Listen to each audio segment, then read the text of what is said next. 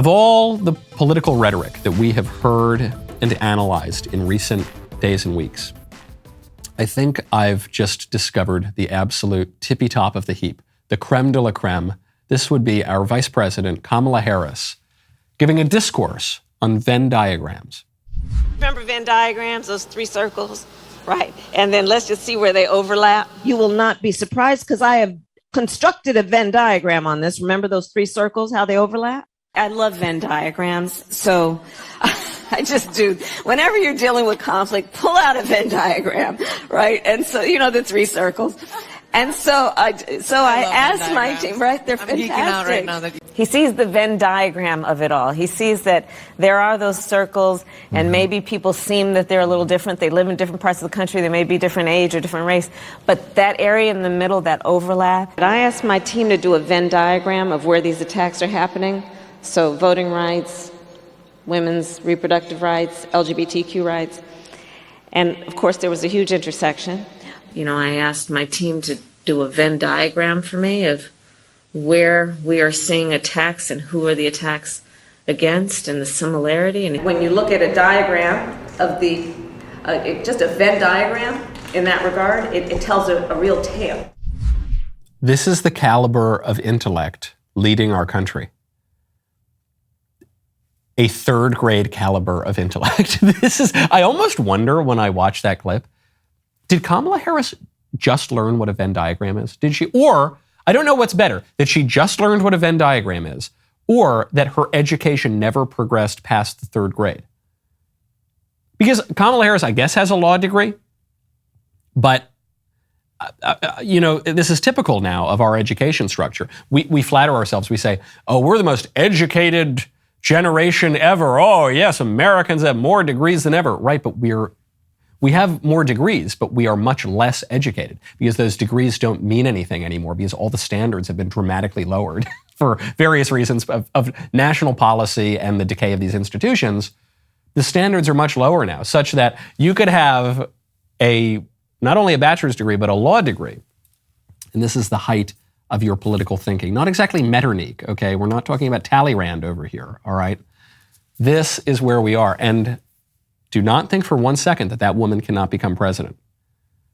I just want to encourage people to expand their political imaginations. I guess that's sort of the theme of this show. Don't believe what the fact checkers tell you about the crazy conspiracy theories. Don't believe what the propagandists tell you about the fog of war, trying to clear up the fog of war. Don't believe what the pundits with their own agendas tell you about, oh, Trump can't win, or this person's the only person who can win. I would not believe any of that stuff, okay? Don't believe them when they tell you Kamala Harris can't become president. John Fetterman is about to become a U.S. senator. All right, they said that no one would elect a guy who can't speak. They did. They said no one would elect Trump. They did. That woman could be your next president, all right? If that's not enough to motivate you to get out and help the Republicans win, I don't know what will. There are plenty of arguments about the role of MAGA and Trump going into the future. There's one really weak argument, though, that I keep hearing. And actually, I heard it from a guy that I like a lot. Mick Mulvaney was a former, I think he was chief of staff to Donald Trump, at least acting chief of staff. And so he was a MAGA guy. He supported Trump. He was with him. But he says that Trump is probably the one guy who could lose in 2024. Do you think this is good for the Republican Party? No, I don't, because I think he's the only Republican who could lose. If he wins in 2024, now he's a candidate. He is the likely Republican nominee. Can he be beaten head-to-head by Ron DeSantis or Tim Scott? Sure, but it's not going to be a head-to-head race. There'll be 5 or 6 other people in the race, and he'll get the 35% that really support him. And under the winner-take-all primary system, he'll be the nominee. But that means the 2024 race is not about Joe Biden or whatever Democrat is on the ticket, not about inflation, not about world events, not about abortion. It'll be about Donald Trump, the same thing we saw in 2020. No one voted for Joe Biden. Everybody voted for or against Donald Trump. It was a referendum on him, and that's what we're hurtling towards in 2024. And I don't see the outcome being any different 2 years from now than it was 2 years ago. So I like Mick Mulvaney. I don't think the guy's a squish. I think a lot of his analysis is quite good, especially, well, I actually had given the same analysis earlier in the show. I think his analysis of the way the primaries shake out is very, very good as well. I mean, if you look at 2016, had Rubio dropped out earlier, Ted Cruz would have been the GOP nominee. It's just the way the primaries work. But because he stayed in, it split that anti-Trump vote.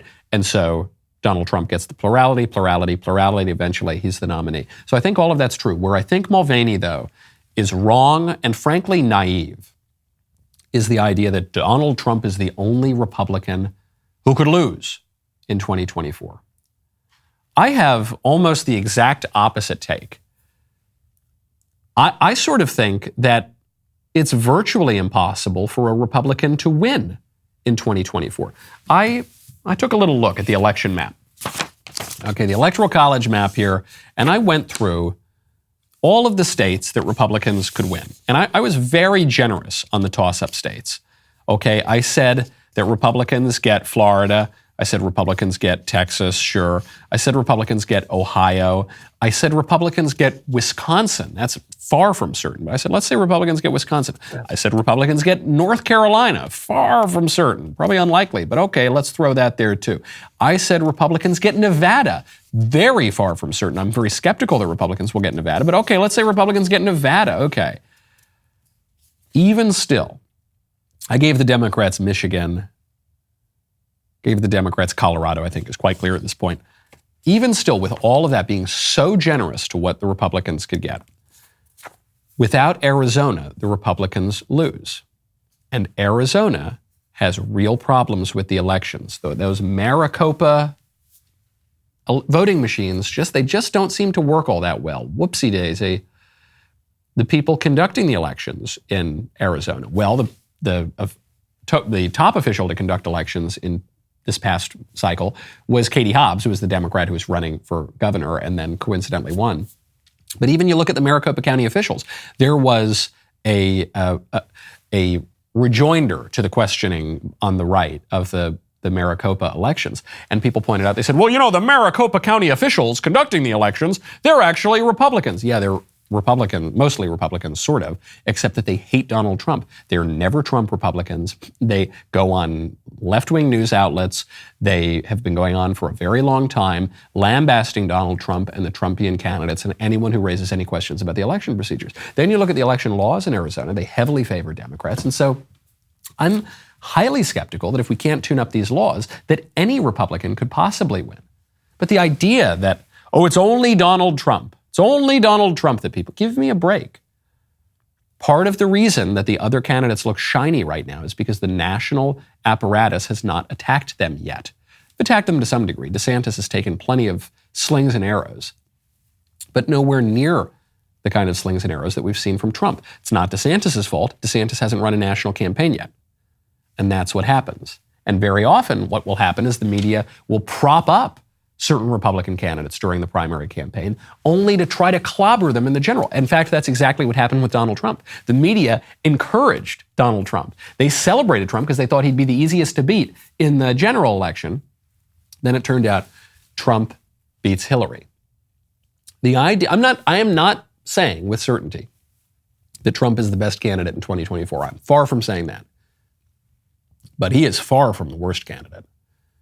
Donald Trump helped put together a coalition that was different and better than the GOP establishment coalition, than the Mitt Romney. 47% of Americans are just freeloading poor people. Remember that? Remember that comment? Listen, we're just going to cut taxes and outsource all of your jobs and open up the borders. Remember that Republican Party? No, I think the Trump movement inspires far greater support than the other stuff. And yes, he's gotten the attacks. Sure, he's been in the game for 6-7 years now.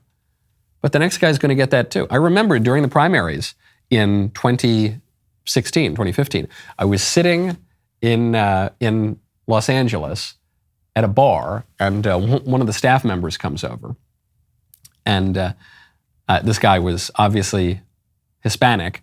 I didn't know if he was legal or illegal, had a very thick accent, and didn't ask him. And he's looking, and we're watching the debates, and he's kind of shaking his head at the candidates. And I forget who was on screen. Maybe it was, I don't know, Ted Cruz. I said, you don't like Ted Cruz? He goes, no, he's not my guy. I said, who do you like? You like Hillary? He goes, no, I don't like Hillary. Oh, okay. What, you like Rubio? No, I don't like Rubio. I go through all the candidates. I finally get down to the last one. I said, wait, who are you supporting? He goes, Trump, my man Trump. And I just have found again and again, it's not the fancy people at the fancy DC cocktail parties and the big think tanks at the fancy lunches or wherever. It's ordinary people working ordinary jobs that you don't hear about on TV. Those are the people who flocked to Trump who did not like other candidates. Could a Ron DeSantis win over those people? Yeah, sure. Maybe. I don't know. We'll see when they run a national campaign. But we know that Trump got them, and this idea that he's uniquely off-putting to people. I don't buy that for 1 second. John McCain was uniquely off-putting to people. He lost. Mitt Romney was uniquely off-putting to people. He lost. I guess not uniquely. He just kind of ordinarily off-putting to people. Donald Trump won. Those guys lost. Donald Trump won. Okay, so don't tell me about who is guaranteed to lose. I will be hosting a panel right now in the member block of women, of good-looking, normal women from around the country to explain to me the appeal of Skeet Davidson. The rest of the show continues now. You don't want to miss it. If you're not a member, click the link in the description and join us.